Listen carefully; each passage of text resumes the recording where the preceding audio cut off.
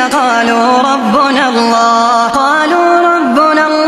ثم استقاموا تتنزل عليهم الملائكة ألا تخافوا ولا تحزنوا وابشروا بالجنة التي كنتم توعدون نحن أولياؤكم في الحياة الدنيا وفي الآخرة ولكم فيها ما تشتهي أنفسكم ولكم فيها ما تدعون نزلا من غفور رحيم. ومن أحسن قولا مما دعا إلى الله وعمل صالحا وقال إنني من المسلمين. ولا تستوي الحسنة ولا السيئة ادفع بالتي هي أحسن فإذا الذي بينك وبينه عداوة كأنه ولي حميم. وما يلقاها